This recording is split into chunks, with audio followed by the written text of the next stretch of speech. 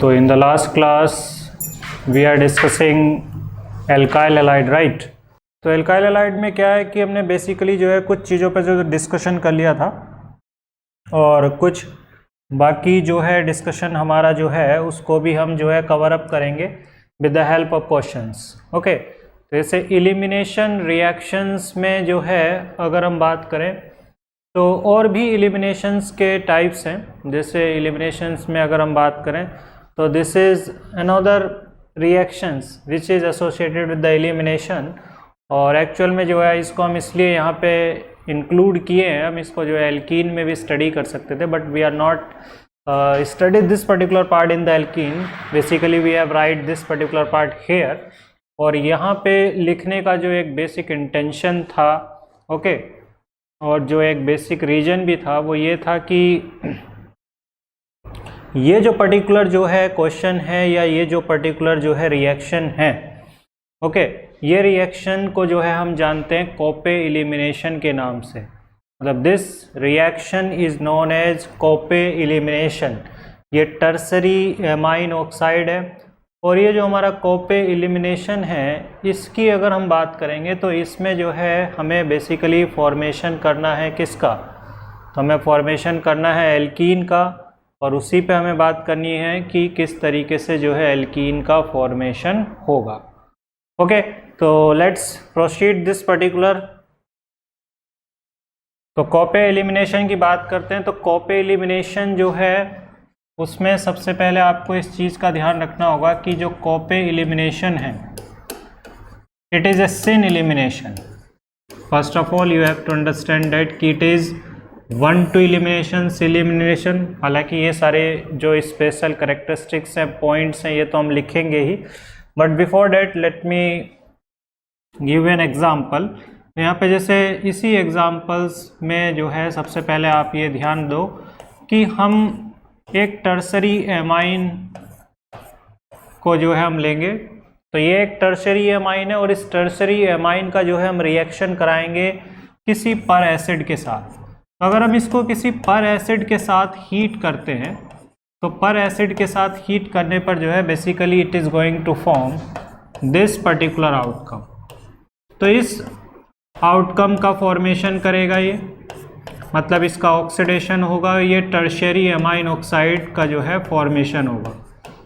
तो tertiary amine oxide बने, और ये जो टर्शियरी एमाइन ऑक्साइड है इसको जब हम फर्दर हीट करेंगे, और हीट करने पे बेसिकली होगा क्या है कि ये जो फॉर्मल चार्ज प्रेजेंट है नाइट्रोजन और ऑक्सीजन पे, ऑब्वियस सी बात है, जैसे मैंने कई बार बताया भी, जैसे organic chemistry is all about the formation of formal charge then after nullifying of formal charge. तो जैसे बहुत सारा इस तरीके का मैकेनिज्म और प्रोसीजर हम लिखते हैं जिसमें फॉर्मल चार्ज हम क्रिएट करते हैं, फिर हम उसको नलिफाई करते हैं। तो वैसी सिचुएशन एग्जैक्टली यहाँ पे कि यहाँ पे हमें दिख रहा है कि फॉर्मल चार्ज हमने जनरेट तो कर दिया, यहाँ पे पॉजिटिव और यहाँ पे नेगेटिव है formal charge, but now we have to nullify this, कि अब जो है हमें क्या करना है, इसको नलिफाई करना है। और इसको हम कैसे नलिफाई करेंगे इस फॉर्मल चार्ज को, तो जब हम नलिफाई करने की बात करेंगे तो इसमें जो है ये बेसिकली कन्वर्ट करेगा अपने आप को एल्कीन में, प्लस इसके अलावा जो है एमाइन हाइड्रोक्साइड में।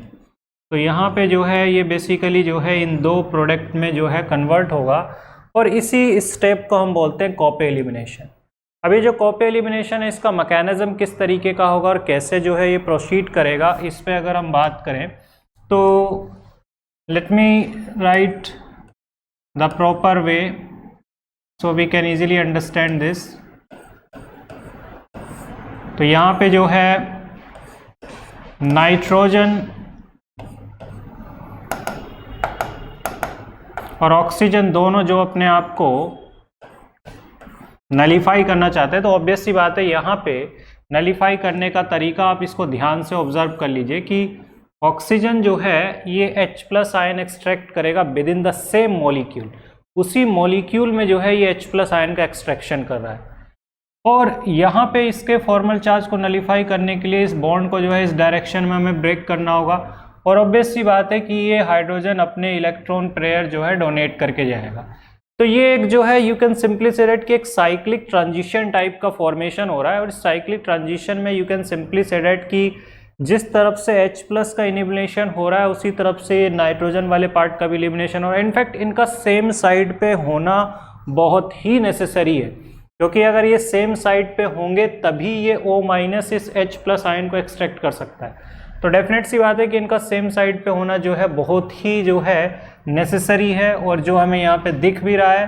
तो अल्टीमेटली जब इनके बीच में इस तरीके का प्रोसीजर होगा तो this will convert into ethene plus यहाँ पे दूसरा पार्ट जो है ये क्या है, तो नाइट्रोजन OH और ये हो गया।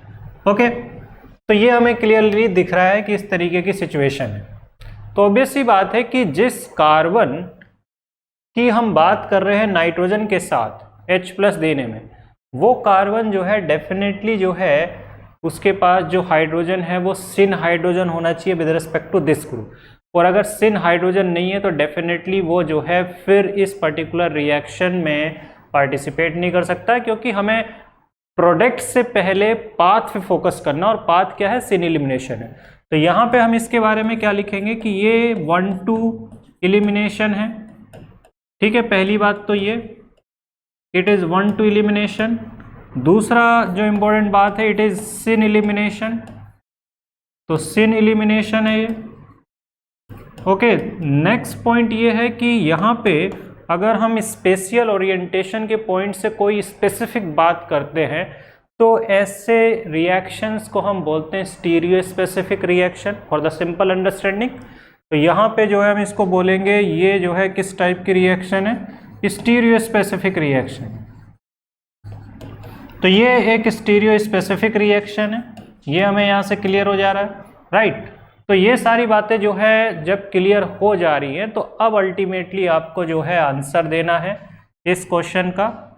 ओके, तो अब जो है आप बताइए कि क्या मेजर आउटकम होगा।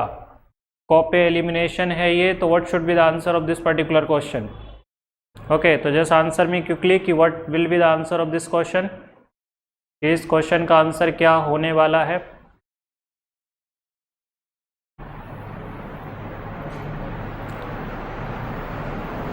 तो यहाँ पे जो है अगर हम देखें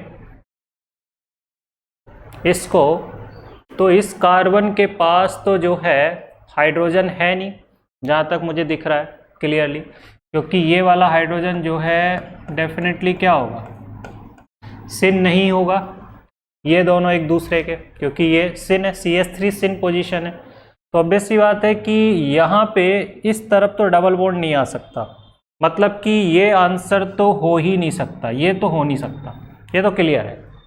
ओके, अब सिन एलिमिनेशन में क्लियर की बात है कि अगर यहाँ से हाइड्रोजन नहीं हो सकता बट यहाँ से तो हाइड्रोजन हो सकता ना, यहाँ तो दोनों तरीके के हाइड्रोजन हो सकते हैं, दोनों तरीके की पॉसिबिलिटी हो जाएगी यहाँ तो ऑब्वियस सी बात है कि यहाँ से हाइड्रोजन नहीं हो सकता बट यहाँ से तो हाइड्रोजन निकाल सकता है। तो अगर ये ऊपर से हाइड्रोजन निकाल सकता है तो ऐसी सिचुएशन में जो है आउटकम फिर क्या मिलेगा हमें, ये दिख रहा है हमें, सी ऑप्शन। तो यहाँ पे तो नन ऑफ दीज तो नहीं होना चाहिए जहाँ तक हमें दिख रहा है, और तुम्हें भी दिखना चाहिए डेफिनेटली अब कि यहाँ पे जो है नन ऑफ दीज ना होके जो है करेक्ट आंसर जो है क्या होना चाहिए, सी ऑप्शन होना चाहिए, क्योंकि हम पाथ ओरिएंटेड बात कर रहे हैं और पाथ ओरिएंटेड जो है सिन एलिमिनेशन की बात हो रही है। तो from the sin elimination point of view we will simply say that कि C will be the right answer. Okay, तो इसका आंसर जो है क्या होना चाहिए, सी ऑप्शन। तो सिन एलिमिनेशन को फॉलो करेंगे। यहाँ तो जो है सिन हाइड्रोजन है नहीं बट यहाँ है, ऊपर है। ओके, तो इट विल बी सी, तो C will be the right answer. तो ये हमारा कॉपी एलिमिनेशन था। इसके बाद जो है मैकेनिज्म ओरिएंटेड ही बात है यहाँ पे भी। तो arrange the following in decreasing order of E2 reaction. तो आपसे E2 रिएक्शन की बात की जा रही है, तो किस में जो है आपको E2 रिएक्शन जो है इजीली होगा, किस में नहीं होगा, तो ये ऑर्डर आपको बताना है। ओके, डिहाइड्रोहेलोजिनेशन का क्वेश्चन है ये, जो कि E2 एलिमिनेशन होता है। एल्काइल हैलाइड में जो है, जैसे इसको आप पहले लिख लो, then after I will tell you one different kind of elimination, that is ECB, elimination from conjugate base. तो वो भी एक एलिमिनेशन का टाइप है जो इसमें हम ऐड करेंगे। तो पहले आप इस क्वेश्चन का आंसर दीजिए कि what will be the answer of this particular question, और इसको तो हम डिस्कस कर चुके हैं SN1 SN2 के साथ, E1 E2 को। तो ये भी जो है एंटी, इसका ध्यान रखना कि ये एंटी एलिमिनेशन होता है, ये जो एलिमिनेशन है ये एंटी होता है। तो ये अगर एंटी एलिमिनेशन है तो what should be the right answer for this particular question. तो यहाँ पे anti elimination point of view से हमें ब्रोमीन के एंटी जो है हाइड्रोजन चाहिए होगा, ठीक है। तो एंटी हाइड्रोजन जो है किस किस में है, पहले तो आप ये देखो, X वाले में तो एंटी हाइड्रोजन है ही नहीं जहाँ तक मुझे दिख रहा है, और आपको भी दिखना चाहिए क्योंकि ये दोनों इसके एंटी जो है अरेंज्ड है। तो क्विकली इसका आंसर बताओ कि क्या होना चाहिए इस क्वेश्चन का आंसर।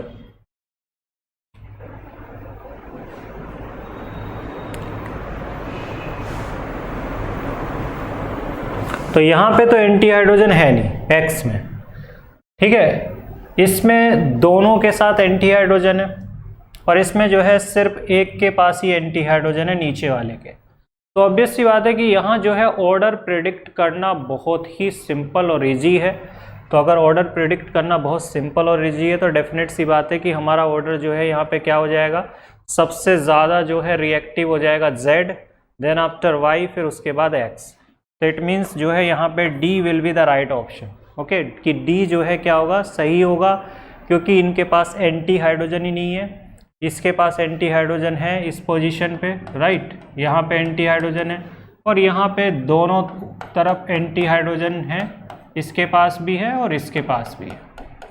तो ऑब्वियस सी बात है जो है हम बोलेंगे कि यहाँ पे Z जो है वो सबसे ज़्यादा रिएक्टिव हो जाएगा, फिर Y, देन आफ्टर X में तो इनफैक्ट होगा ही नहीं।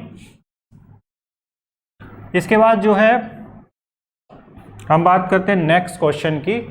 तो नेक्स्ट क्वेश्चन में जो है थोड़ा हम ऑर्गेनोमेटलिक कंपाउंड की तरफ मूव कर जाते हैं, क्योंकि हम जानते हैं कि जो ये हमारी एल्काइल हैलाइड है इनकी बहुत ज़्यादा वैरायटी है एक, और ये जो वैरायटी है ये बेसिकली जो है ऑर्गेनोमेटलिक कंपाउंड की भी है।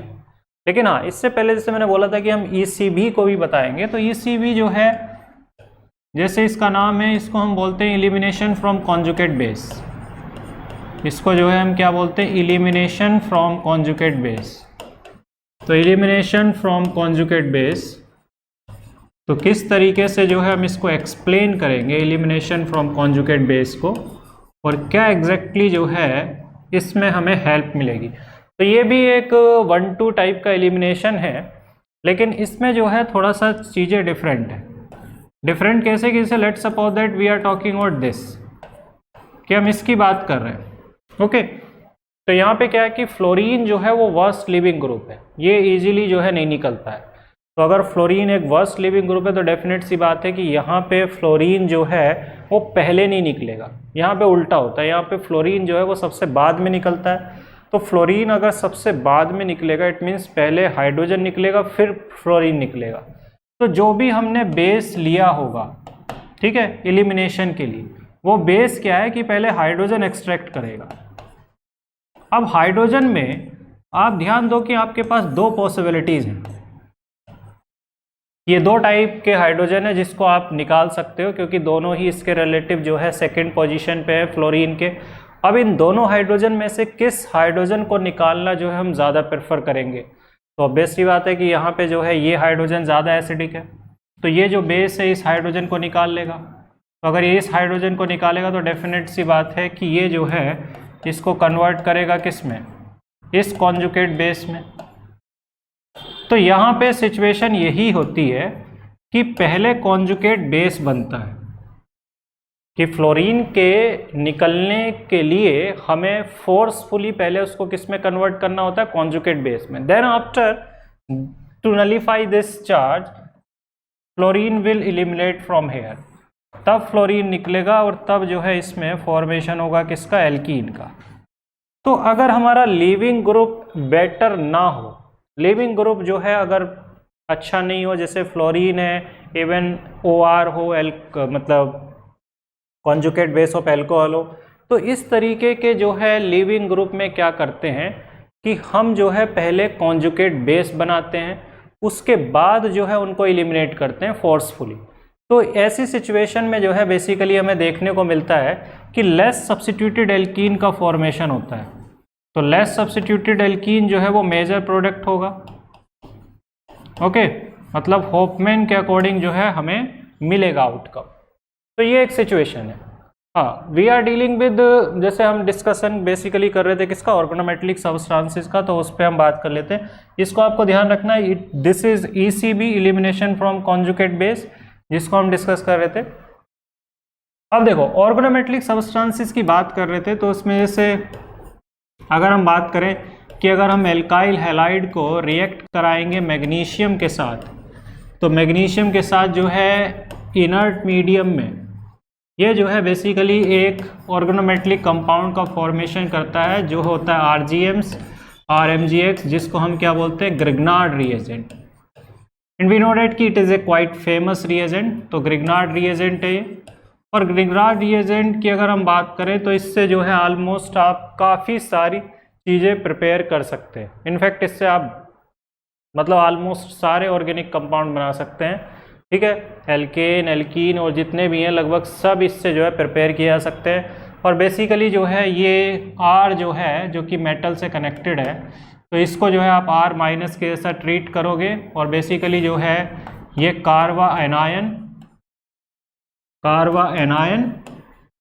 एंड न्यूक्लियोफाइल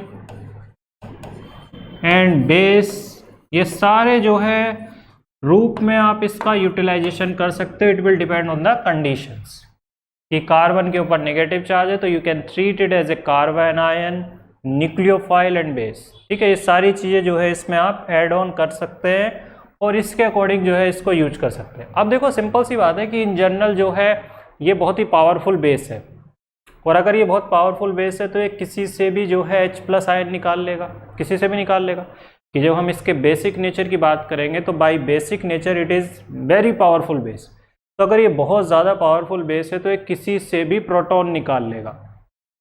तो अगर किसी से भी प्रोटॉन निकाल लेगा तो इट मीन्स जो है अगर आप RMGX की रिएक्शन, जिससे मैं इसमें वेराइटी आपको बताऊँ कि RMGX किस तरीके से यूजफुल है, ठीक है। डिफरेंट एक्सपेक्ट हैं इसके, डिफरेंट सिचुएशन है और वर्सेटैलिटी बहुत है। जैसे लेट्स सपोज दैट कि अगर आप इसकी रिएक्शन करवाओगे H2O के साथ तो ये जो है इससे भी प्रोटॉन निकाल लेगा और अपने आप को कन्वर्ट कर लेगा किससे, RH में। और यहाँ पे जो है ये OH चला जाएगा किसके साथ, Mg के साथ। इसके अलावा जो है मतलब इसमें बहुत सारी वैरायटी है। अगर आप इसका D2O के साथ रिएक्शन कराओगे, ओके, तो D2O के साथ भी जो है सिंपली अगर आप देखोगे तो it will form RD, right, कि RD का फॉर्मेशन करेगा ये। सिमिलरली जो है प्रोटॉन डोनर में जो है आप किसी भी एसिड को ले सकते हो, मतलब कोई भी एसिड ले लो, और एसिड में मतलब कि इसमें किसी को भी ले सकते हो। मतलब ये इतना ज़्यादा पावरफुल है कि even it can extract H+ ion from ammonia, ammonia से, हाइड्रोजन से, किसी से भी जो है H+ आयन एक्सट्रैक्ट करने में कैपेबल है, क्योंकि इसकी एसिडिक स्ट्रेंथ जो है मतलब जिससे मिलके बना है वो सबसे कमज़ोर एसिड होता है। जैसे आपको याद होगा मैंने इनिशियली जो है बहुत लंबी सी एक टेबल बनवाई थी एसिडिक स्ट्रेंथ की, जिसमें एल्केन जो है सबसे लास्ट में आ रहा था। तो जनरली ये R जो है एल्काइल ग्रुप ही है। तो अगर ये एल्काइल ग्रुप है तो ऑब्वियस सी बात है कि ये सबसे वीक एसिड का कॉन्जुगेट बेस है, तो सबसे पावरफुल बेस है। तो इसके सामने तो आप किसी को भी रख दो, ये तो किसी से भी H+ आयन निकाल लेगा। मतलब इसमें जो है एल्काइन रख दे, टर्मिनल एल्काइन वहाँ से निकाल लेगा, एल्डिहाइड कीटोन से भी निकाल लेगा, उसके अलावा अमोनिया से भी निकाल लेगा, उसके अलावा H2 से भी निकाल लेगा, सल्फोनिक एसिड से भी निकाल लेगा, फिनॉल से भी, अल्कोहल से भी, ओके, कार्बोक्सिलिक एसिड से भी। तो किसी से भी जो है H+ निकालने में कैपेबल है RMGX, किसी से भी H+ निकाल लेगा और अपने आप को कन्वर्ट कर लेगा किसमें, एल्केन में। तो ये तो इसका पहला बिहेवियर है जिसमें जो है ये जो है प्रोटॉन एक्सट्रैक्ट कर लेगा। तो जब ये प्रोटॉन एक्सट्रैक्ट करेगा तब जो है इसका नेचर कैसा होगा, बेसिक। तब ये किसके जैसा एक्ट कर रहा है, बेस के जैसा एक्ट कर रहा है। अब क्या है कि यहाँ पे अगर हम बात करें कि हमें इसके बेस के नेचर को नहीं यूटिलाइज करना है, हमें बात करना है इसके न्यूक्लियोफिलिक नेचर की। तो ये न्यूक्लियोफाइल के जैसा भी एक्ट कर सकता है। जैसे हमने बोला कि इसके पास नेगेटिव चार्ज है या ये कार्बो एनायन है तो डेफिनेटली ये न्यूक्लियोफाइल के जैसा भी एक्ट कर सकता है, बेस के जैसा भी एक्ट कर सकता है। अब जैसे कई बार स्टूडेंट्स को कन्फ्यूजन रहता है कि कैसे आइडेंटिफाई करेंगे एक ही सब्सटेंस, क्योंकि ऑब्वियस सी बात है कि इट इज़ ऑलमोस्ट सिमिलर। ये एक सिमिलर काइंड ऑफ सिचुएशन है, क्योंकि एक ही सब्सटेंस जिसके पास इलेक्ट्रॉन है it can act as a base and as well as act as a nucleophile. तो which character we will decide, या on the other hand we will say that कि what kind of character it will possess in a particular kind of reaction। तो किसी special kind of reactions में या किसी अगर हम बात करें कि कैसे आइडेंटिफाई करेंगे कि कौन सा करेक्टर इसका हमारे सामने है, राइट। तो ये बहुत सिंपल सा आइडेंटिफिकेशन है और बहुत ही सिंपल सा जो है जस्टिफिकेशन भी है कि अगर प्रोटॉन का एक्सचेंज हो रहा है, H+ का एक्सचेंज हो रहा है, तो इसका मतलब कि वो एसिड बेस रिएक्शन का पार्ट है। तो अगर वो प्रोटॉन दे रहा है तो एसिड है, प्रोटॉन ले रहा है तो बेस है, बहुत ही सिंपल सा जस्टिफिकेशन है। वहीं अगर इलेक्ट्रॉन का एक्सचेंज हो रहा है, राइट, तो वो डेफिनेटली जो है फिर इलेक्ट्रोफिलिसिटी न्यूक्लियोफिलिसिटी की बात हो रही है। मतलब कि अगर वो इलेक्ट्रॉन ले रहा है तो डेफिनेट सी बात है कि वो इलेक्ट्रोफाइल है, और अगर वो दे रहा है तो वो न्यूक्लियोफाइल है। तो ये जस्टिफिकेशन बहुत सिंपल है और ये समझना भी बहुत सिंपल है कि कैसे हम आइडेंटिफाई करेंगे कि वो किस तरीके से एक्ट कर रहा है। तो यहाँ पे जो है जैसे हमने बात किया कि हमें जो है इसके दूसरे एक्सपेक्ट पे बात करनी थी। तो यहाँ पे जैसे ये जो RMgX है ये अकेला ही नहीं है, इसके अलावा मैं आपको और बता दूं कि और भी सब्सटेंस है जो लगभग इसी के जैसे ही है। अब जैसे अगर हम बात करें कि अगर हम RX की रिएक्शन कराएंगे Li के साथ, ओके, एक्सिस में, तो it will form RLi plus LiX, okay, इसका फॉर्मेशन करेगा। फिर इसके बाद जो है इस RLi का, ठीक है, ये तो एक ऑर्गेनोमेटेलिक कंपाउंड बन गया। इसकी रिएक्शन अगर हम CuX के साथ कराते हैं तो once again it will form R2CuLi plus इसके अलावा जो है ये क्या बनाएगा LiX। अल्टीमेटली इस सब्सटेंस को हम बोलते हैं Gilman reagent. This is known as Gilman reagent. ये भी एक सेम सब्सटेंस है, ऑर्गेनोमेटेलिक सब्सटेंस है, कार्बन एनायन, न्यूक्लियोफाइल, बेस, सब कुछ वैसा ही है, बट थोड़ा सा कमज़ोर है स्ट्रेंथ में।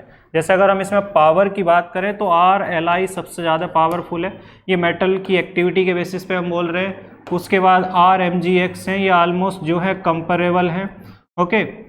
और इसके बाद जो है इनसे ज़्यादा लेस एक्टिव जो है ये होगा R2CuLi।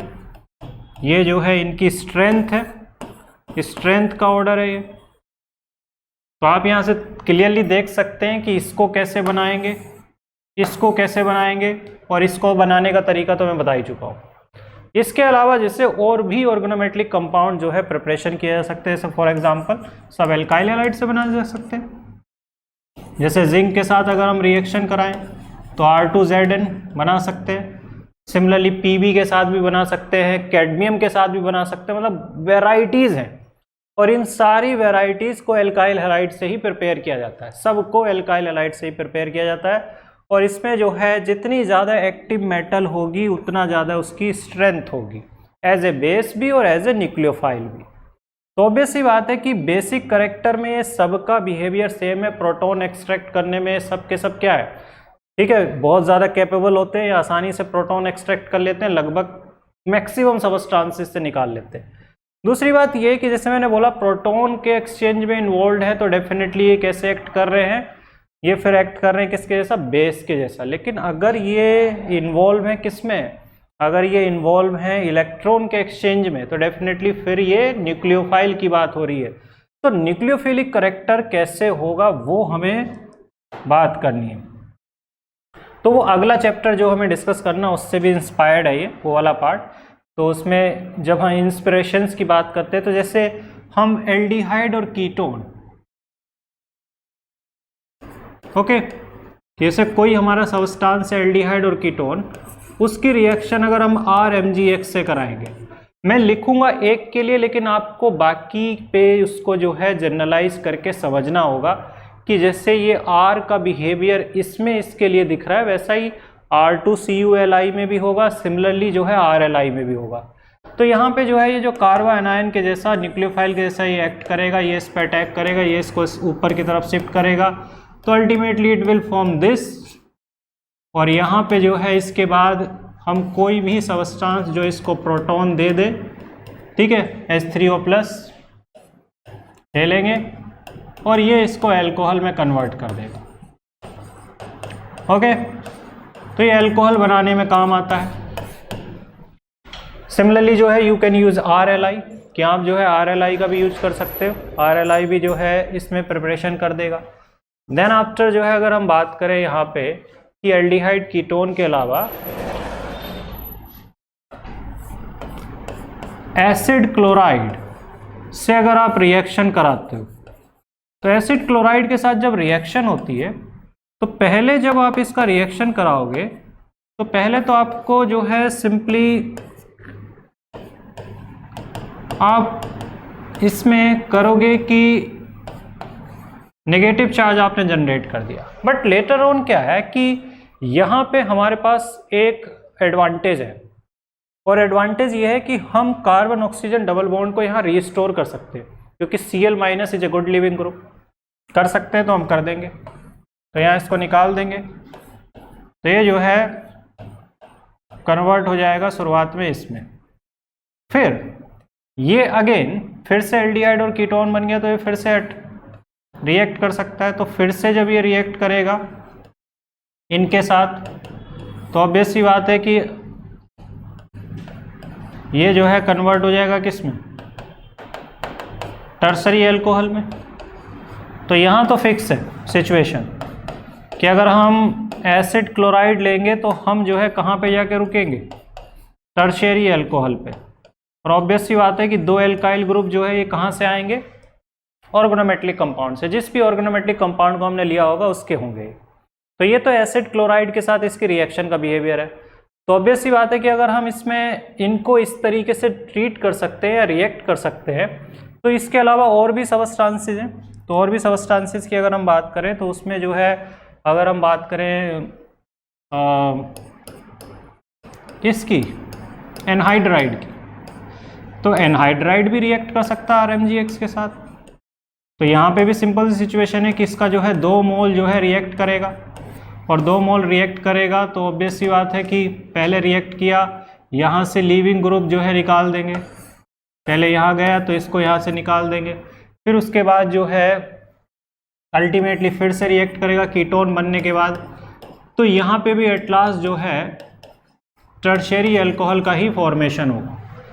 सिमिलरली जो है अगर आप यूज करोगे किसी एस्टर को, तो एस्टर के केस में भी जो है आपको RMgX के साथ 2 मोल ही लेने होंगे, क्योंकि 1 मोल लोगे तो वो कीटोन पे रुक जाएगा, फिर कीटोन से फर्दर रिएक्शन आगे बढ़ जाएगी। तो ऑब्वियस सी बात है कि ये भी जो है आप 2 मोल जब रिएक्शन लोगे तो ये भी यहीं पे जाके रुकेगा। तो यहाँ पे हमें दिख रहा है कि एसिड क्लोराइड, एनहाइड्राइड, एस्टर्स, इन सब की जब रिएक्शन होगी तो ये सब के सब जो है इसको टर्शियरी अल्कोहल में कन्वर्ट कर रहे हैं।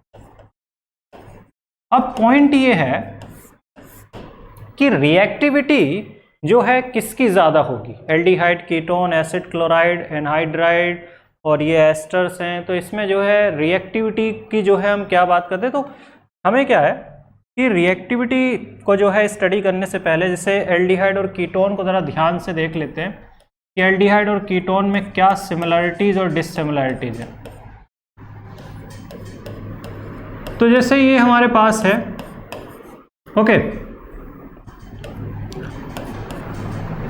तो जैसे ये हमारे पास एक एल्डिहाइड है, इसको जो है अगर हम RMgX के साथ रिएक्ट कराएंगे तो हमें पता है कि इससे जो है फॉर्मेशन होगा किसका, इस अल्कोहल का। ओके, और अगर हम इसका रिएक्शन कराएंगे RMgX के साथ तो वी नो डेट कि इससे जो है प्रिपरेशन होगा किसका, इस अल्कोहल का। अब इन दोनों ही रिएक्शन में हमें ये साफ साफ दिख रहा है कि हाइब्रिडाइजेशन चेंज हो रहा है इस कार्बन का। यहाँ पे sp2 था और रिएक्शन के बाद जो है sp3 हाइब्रिडाइजेशन हो जा रहा है, राइट। तो sp2 से sp3 हाइब्रिडाइजेशन हो जा रहा है, तो डेफिनेट सी बात है कि sp2 से अगर sp3 हाइब्रिडाइजेशन हो जा रहा है तो इस हाइब्रिडाइजेशन के चेंज होने की वजह से इनके बीच की जो स्पेसिंग होगी, spacing between alkyl group, that will change.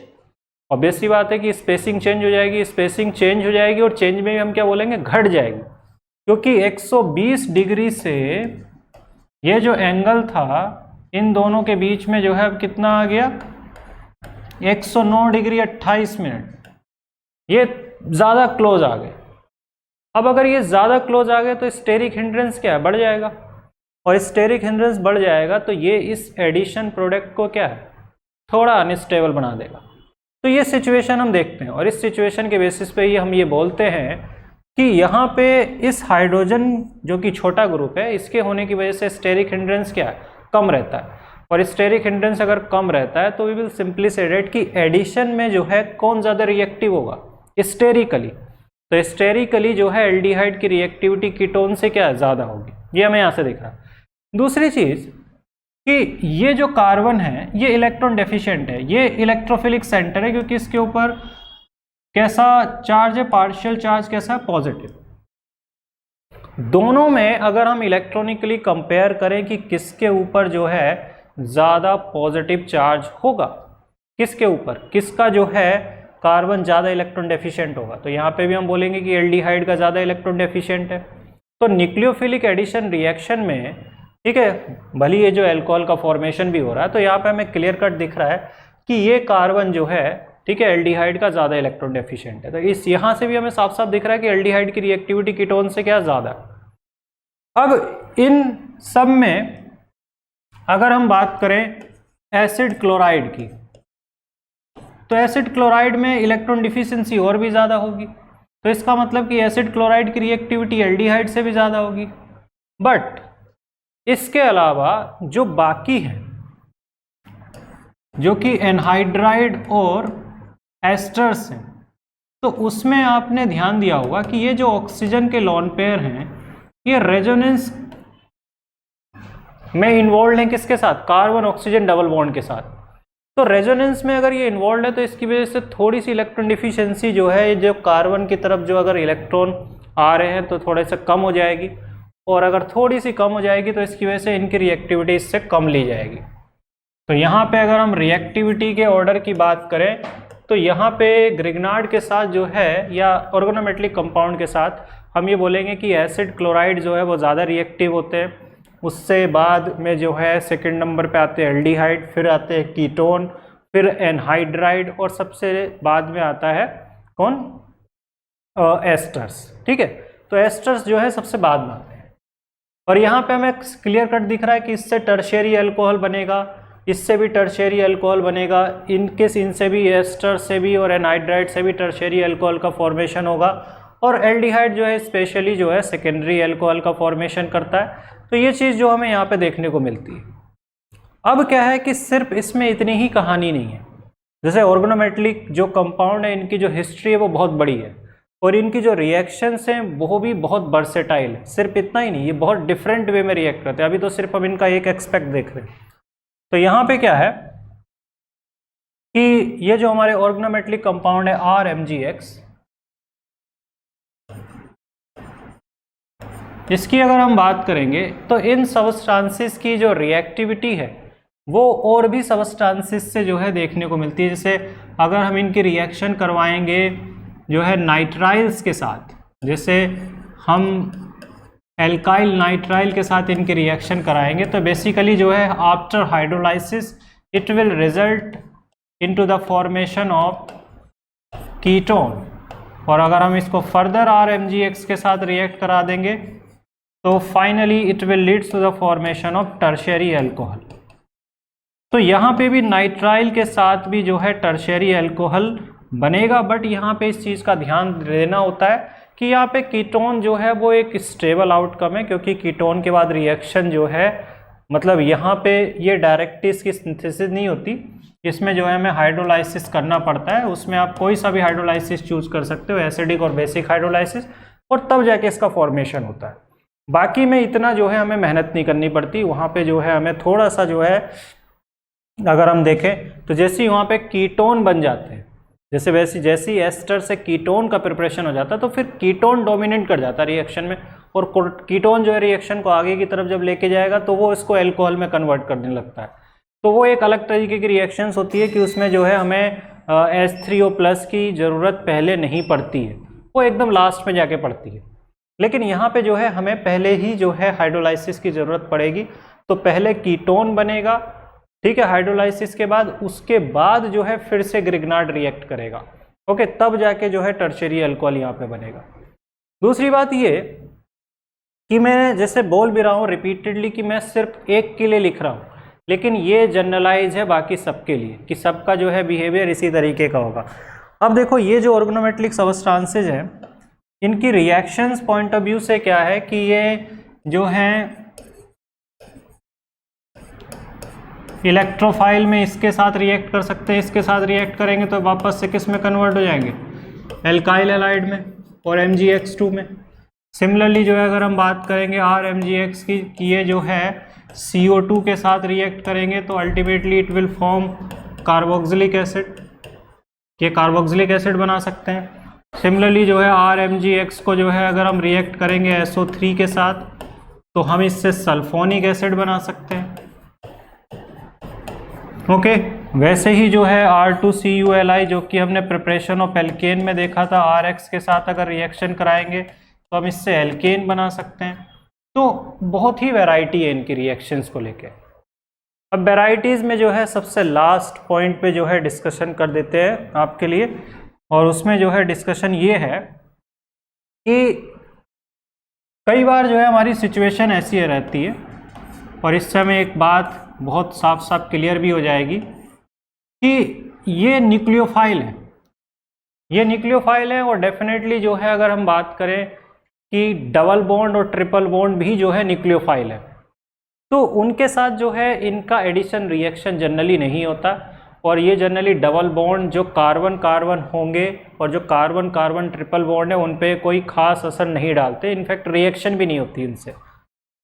But इसमें क्या है कि अगर ये किसी इस तरीके से कॉन्जुकेशन में हो, जैसे यहाँ पे देखो कि ये कॉन्जुकेशन में प्रेजेंट है रेजोनेंस में, तो अगर ये दोनों कॉन्जुकेशन और रेजोनेंस में प्रेजेंट है तो डेफिनेट सी बात है कि ये जो है कुछ इस तरीके का रेजोनेटिंग स्ट्रक्चर होगा, और रेजोनेटिंग स्ट्रक्चर से हमें इलेक्ट्रोफिलिसिटी के नाम पे इस पोजीशन पे भी पॉजिटिव चार्ज नज़र आ रहा है।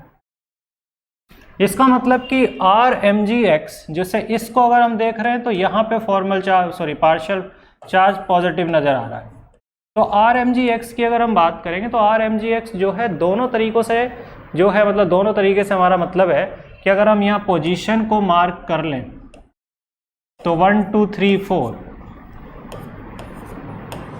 तो यहाँ पे चीज़ें जो हैं 1-2 एडिशन में भी जा सकती है और 1-4 एडिशन में भी जा सकती है, लेकिन कब कौन सा एडिशन होगा इस कॉन्जुगेटेड सिस्टम में ये डिपेंड करता है। और इस डिपेंडेंसी की अगर हम बात करें तो हमें पता है कि कीटोन में जो है स्टेरिक और इलेक्ट्रॉनिक दोनों ही रीजन जो है एडिशन को फेवर नहीं करते, तो इस वजह से जो है कीटोन में मोस्टली जो है क्या होता है 1-4 एडिशन होता है।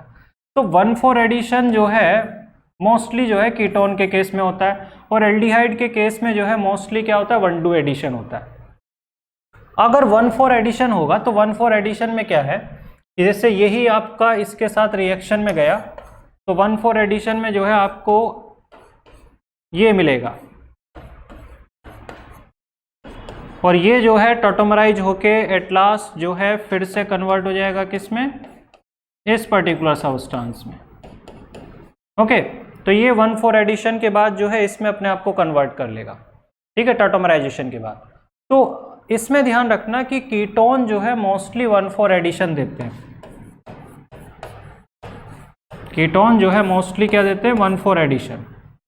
और इसमें भी जो है आपको ध्यान रखना है कि ये 1-4 एडिशन जो मेजर आउटकम मिलता है इसमें विद रिस्पेक्ट टू 1-2, उसका मतलब भी मैं जो है इसमें क्लियरली लिख देता हूँ कि मतलब क्या है उसका।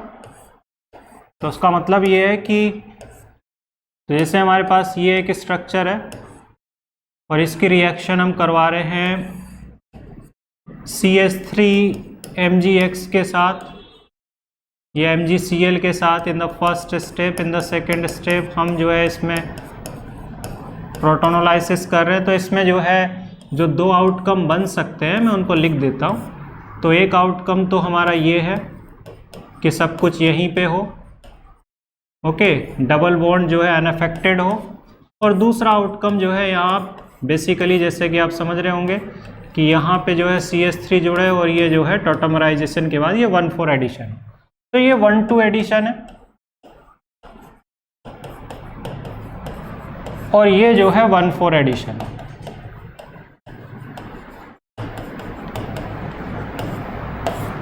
और यहाँ पे ध्यान देना कि ये मेजर होगा। तो जब ग्रिग्नार्ड जो है तो यहाँ पे ये हो, या आप इसमें CH3Li भी ले सकते हो। तो इन दोनों में से अगर आप किसी को भी लोगे तो 1,2 एडिशन जो है वो मेजर आउटकम निकल के आता है कि 1,2 एडिशन जो है वो हमें क्या मिलेगा, मेजर आउटकम मिलेगा। बट यहाँ पे अगर हमें इसमें लेते हम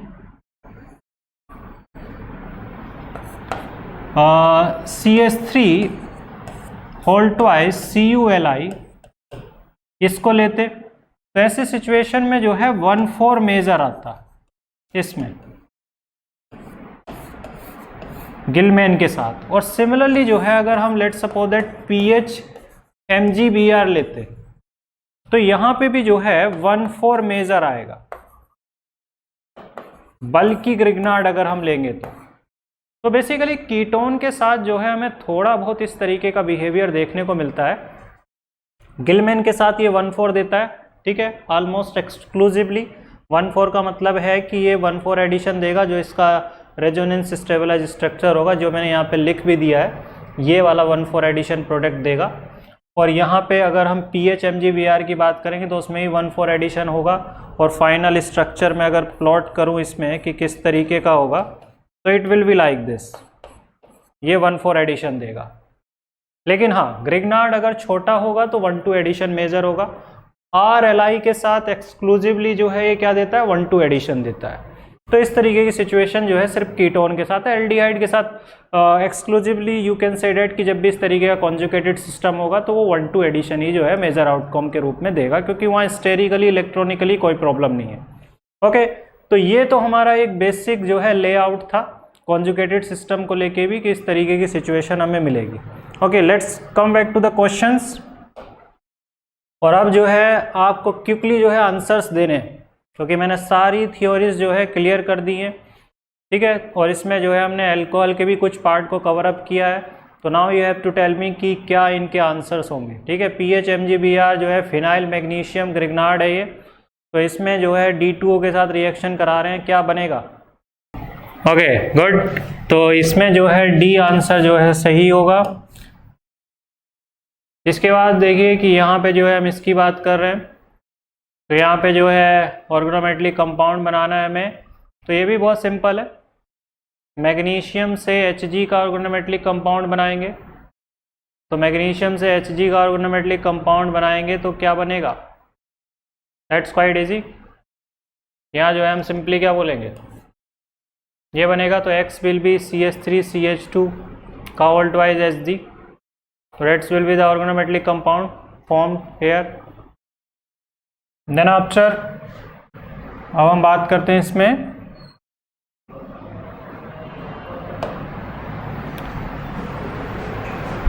तो इस क्वेश्चन का आंसर दीजिए, और ये मैंने जस्ट थोड़ी देर पहले ही डिस्कस किया है। ओके, तो क्या आंसर होना चाहिए इसका,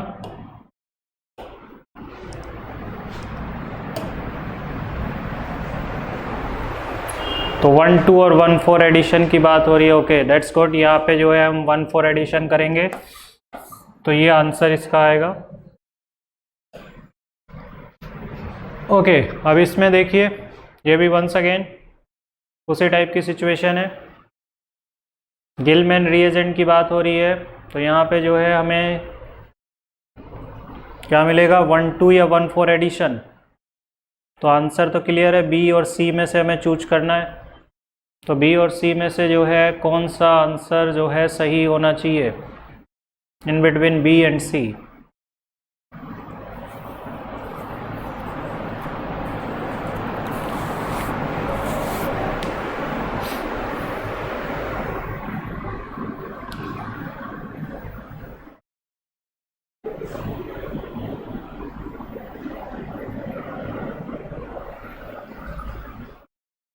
नहीं,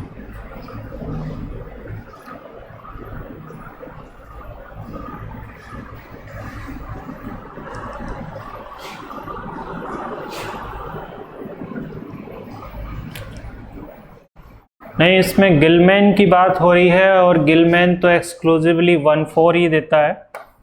ये मैंने इसमें लास्ट में बताया भी था और तुम्हें ध्यान भी रखना होगा उस चीज़ को। वैसे मैंने बताया भी था कि ये देखो, यही सेम एग्जाम्पल मैंने डिस्कस किया था। तो 1/4 जो है वो मेजर आउटकम आएगा। तो एक्सक्लूसिवली जो है गिलमैन में तो जो है 1/4 जो है वो मेजर आउटकम मिलेगा। ओके, तो इसलिए जो है सी जो है करेक्ट आंसर होगा। ओके, तो C will be the right answer.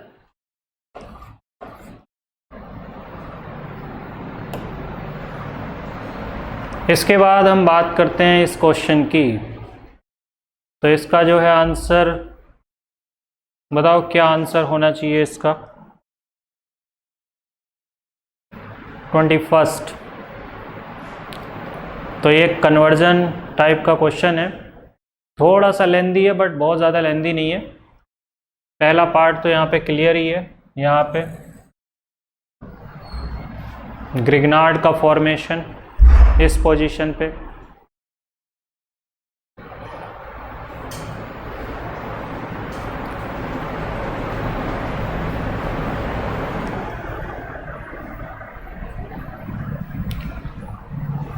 तो यहाँ पे जो है ग्रिग्नार्ड का फॉर्मेशन तुमने किया होगा तो पहले जो है तुम्हें कुछ इस तरीके की कंडीशन नज़र आ रही होगी,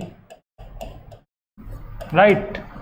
और ये जो ग्रिग्नार्ड है इसको थोड़ा सा रीअरेंज कर दो, और रीअरेंज कर दोगे तो ultimately it will result into this.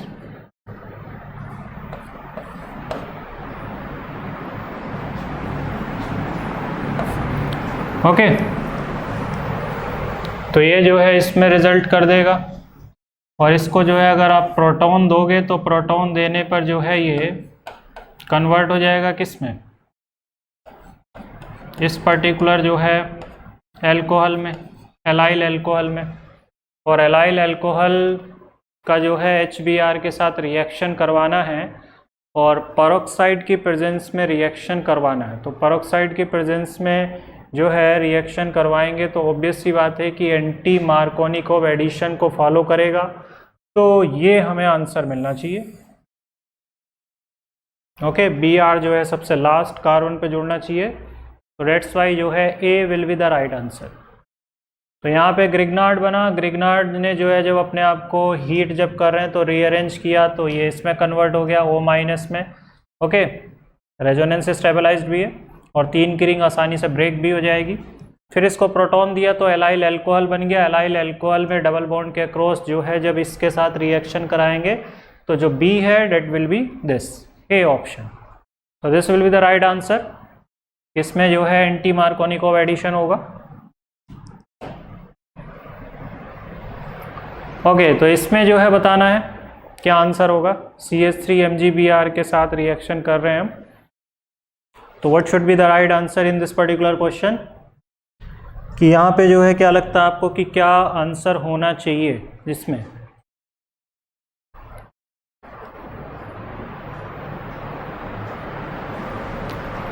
तो रिंग ओपनिंग की यहाँ पे भी आपको ट्राई करना है। तो ये जो कार्बन के ऊपर नेगेटिव चार्ज है इसको जो है आपको इन दोनों में से किसी एक पे अटैक करवाना है। जिस पे अटैक करोगे उधर से ये रिंग ओपनिंग होगी। तो इसमें जो है थोड़ा आपको वाइजली सेलेक्ट करना होगा और बहुत सिंपल सी अप्रोच भी है कि अगर आप इसमें थोड़ा सा कॉन्सेंट्रेट करोगे तो इजीली बता सकते हो।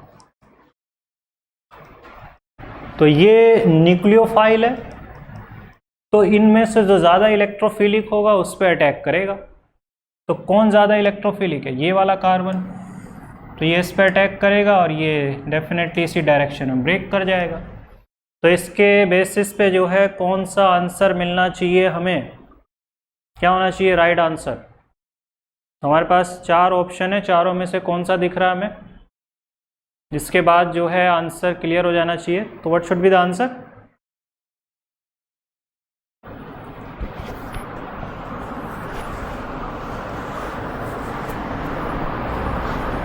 क्योंकि उसके बाद तो O को प्रोटॉन मिल जाएगा तो OH में कन्वर्ट हो जाएगा। तो डेफिनेटली जो है यहाँ पे साफ साफ दिख रहा है कि C will be the right answer. Okay, तो that's all for the today class.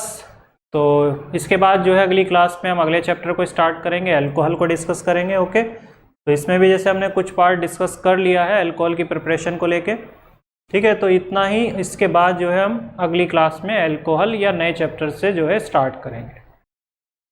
On is to on, study is always on. Concepts के बेहतर रियलाइजेशन के लिए इज टू ऑन पर बने रहिए।